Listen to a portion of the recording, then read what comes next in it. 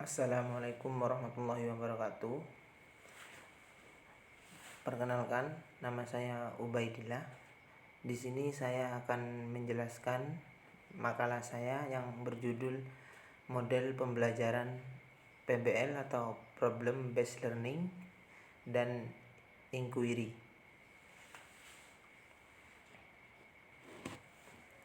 Selanjutnya, latar belakang dari makalah saya. Pendidikan di Indonesia memiliki beberapa permasalahan yang menghambat perkembangannya. Salah satu adalah proses pembelajaran yang masih kurang efektif.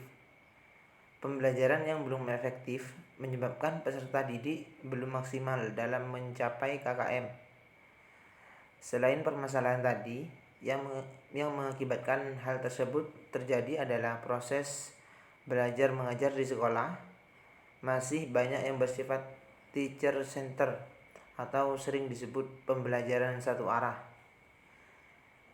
Untuk mengatasi masalah tersebut, kita harus mengubah model pembelajaran yang diterapkan pada pembelajaran tersebut. Kita harus mencari model di mana siswa dapat berperan aktif dalam pembelajarannya. Model pembelajaran di sini yang paling cocok adalah model pembelajaran yang berbasis masalah atau problem based learning dan model pembelajaran inquiry. Model pembelajaran ini lebih mengutamakan siswa berperan aktif dalam proses pembelajaran di kelas. Selanjutnya, pengertian dari model pembelajaran PBL atau problem based learning. Model pembelajaran problem based learning adalah sebuah model pembelajaran yang menggunakan permasalahan nyata yang ditemui di lingkungan sekitar kita sebagai dasar untuk memperoleh suatu pengetahuan dan konsep-konsep melalui kemampuan pemecahan masalah. PBL atau Problem Based Learning adalah model pembelajaran yang di dalamnya menggunakan suatu problem tertentu untuk belajar, yaitu sebelum peserta didik mempelajari suatu hal, kita mengetahui terlebih dahulu permasalahannya. Selanjutnya adalah model pembelajaran inquiry. Model pembelajaran inquiry di sini merupakan rangkaian kegiatan belajar yang fokus pada pengalaman dan keterlibatan aktif siswa dengan melibatkan seluruh kemampuannya untuk belajar secara sistematis, kritis, logis, dan analitis berkaitan dengan berbagai konsep dan prinsip. Model pembelajaran inquiry di sini lebih berorientasi pada kegiatan kelas yang berpusat pada siswa dan memungkinkan siswa belajar menggunakan berbagai sumber belajar.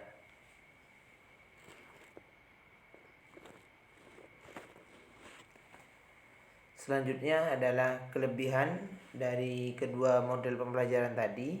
Yang pertama adalah kelebihan dari model pembelajaran PBL. Menurut Soimin tahun 2016, PBL memiliki 7 kelebihan. Yang pertama, memiliki kemampuan pemecahan masalah dalam keadaan nyata. Yang kedua, membangun pengetahuan dari diri sendiri. Yang ketiga, pembelajaran lebih berfokus pada masalah-masalah yang terjadi. Yang keempat, adanya komunikasi pada peserta didik melalui kerja kelompok. Yang kelima, terbiasa menggunakan sumber-sumber pengetahuan. Yang keenam, mampu menilai kemajuan belajarnya sendiri. Dan yang terakhir, kesulitan individu dapat diatasi karena adanya sebuah kelompok. Selanjutnya, kelebihan dari model pembelajaran inquiry. Menurut Soimin tahun 2014, kelebihan model pembelajaran inquiry di sini yang pertama, menekankan strategi pembelajaran melalui pengembangan dari beberapa aspek kognitif, afektif, psikomotorik sehingga dapat menghasilkan pembelajaran yang bermakna. Kedua, bisa memberikan kesempatan siswa untuk belajar sesuai kemampuan dan gaya mereka sendiri. Jadi tidak terpaku pada suatu hal tertentu, bisa memakai kemampuannya sendiri. Selanjutnya adalah kelemahan dan kekurangan atau kekurangannya. Yang pertama adalah model pembelajaran PBL. Kekurangannya di sini ada dua.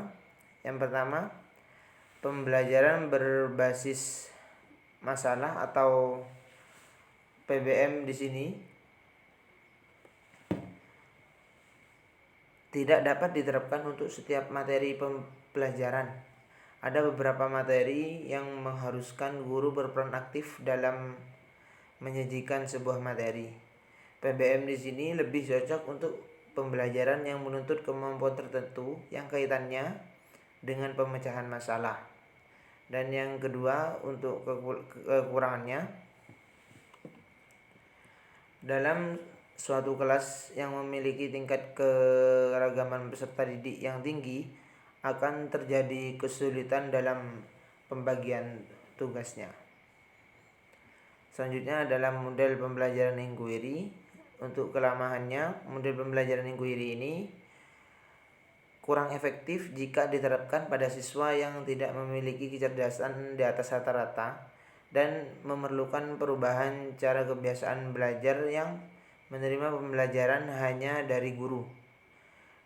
Dan kelas yang mempunyai banyak siswa akan sulit untuk mendapatkan pembelajaran inquiry karena tidak semua yang ada di kelas mempunyai pemikiran yang kritis, dan guru juga dituntut untuk berperan aktif dalam proses pembelajaran yang berlangsung. Selanjutnya adalah penerapannya. Telah kita ketahui pada pembahasan sebelumnya mengenai kelebihan dan juga kekurangan model pembelajaran problem based learning dan juga pembelajaran inquiry, bahwa tidak semua materi dapat dilakukan dengan kedua model pembelajaran ini. Beberapa penelitian sebelumnya dapat menjadi tolak ukur dalam menerapkan model pembelajaran PBL dan juga inquiry di sekolah. Berikut saya tampilkan satu contoh dari penelitian sebelumnya.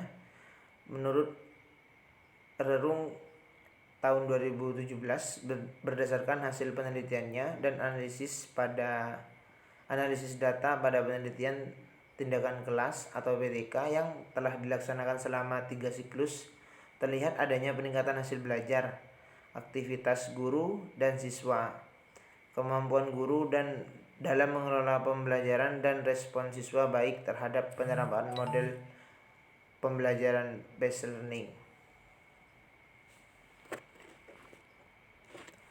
Terima kasih. Mungkin itu saja yang dapat saya sampaikan. Apabila ada salah kata, mohon maaf. Terima kasih. Wassalamualaikum warahmatullahi wabarakatuh.